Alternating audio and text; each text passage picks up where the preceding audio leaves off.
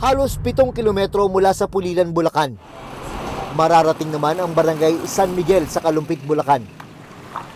Pero para mapasok ang barangay San Miguel, kinakailangan naming sumakay ng bangka. Umabot na kasi hanggang bewang ang taas ng tubig sa lugar. May mga bahagi ring lampas tao na. Naaalala pa ng mga residente rito sa barangay San Miguel, Purok 3 na noong May 2024 nakapag-prosesyon pa dito sa bahagi na ito ng barangay.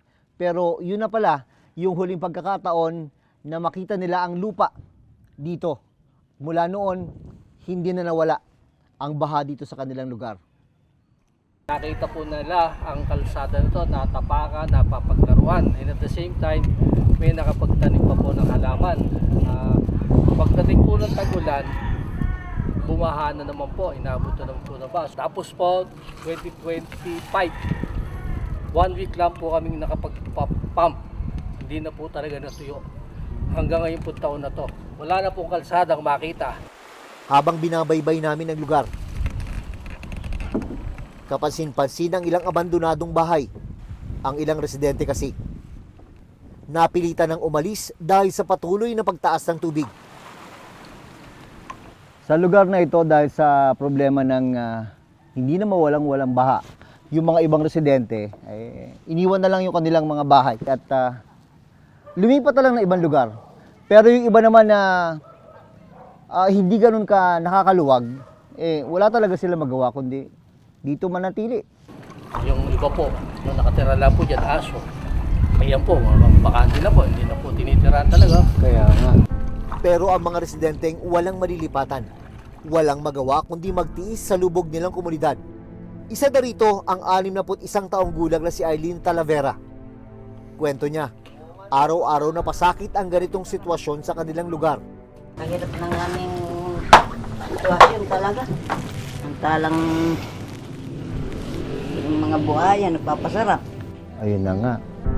Bukod sa walang malilipatan, hindi na rin daw kakayaning umalis ni Eileen dahil sa iniindang karamdaman. Uy, may sakit, hirap na hirap ako. Sana naman magawa nila ng paraan yung kumilos naman po sana sila. Napakahirap. Saan ang tulugan niyo dito? Ito? Ito lang ang aming tulugan. Kami mag-asawa, dito isa kong anak. Pagka lumaki, Pag lumaki pa, oo. uupo na lang siya. Dito. Pero lumubog din po ito. Itong malaki-malaki, lumubog po yan.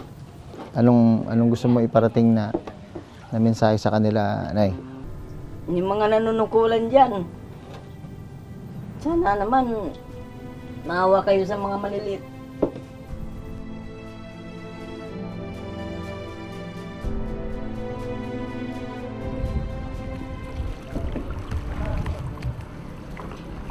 Napakalalim.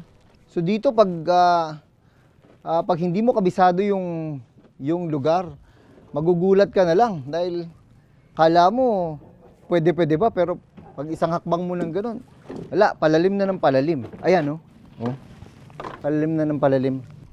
Sa patuloy naming pag-iikot sa lugar, kinumusta ko rin ang ibang residente.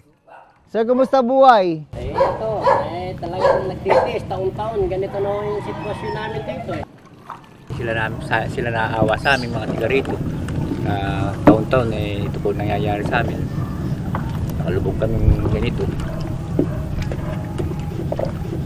Inaayos yung kanilang trabaho. Kung tutusin, may flood control project na itinayo sa lugar ni na Eileen. Pero ang problema, tila hindi naman daw ito epektibo. Kaso may flood control dyan. Oo nga po, yung flood control po kasi rito, medyo tumaas po kasi damo kaya hindi natin matanawan. Pero yung bahagi po mula doon, siguro po hanggang mga 350 meters, hanggang doon po yan. Nang bandang huli, may dumating po. Manang kainitan na po ng investigasyon. Okay. May dumating po na team. Nagtalsak po sila ng sheet pile. Sige po, inaabot po sila ng mga more than 1 week. Pagkatapos? Nag-disappear na naman po. Umalis lang. Umalis na po. Lagay-lagay lang ng gano'n. Opo. Sa bayan ng Kalumpit, Merong 85 flood control projects na ipinatayo ng Department of Public Works and Highways o DPWH. Ang buong halaga ng mga ito, mahigit 5 billion pesos. Pero sa bilang na yan, 30 lang ang tapos at 45 naman ang unlocated o hindi mahanap ayon sa isinagawang investigasyon ng lokal na pamahalaan ng Kalumpit.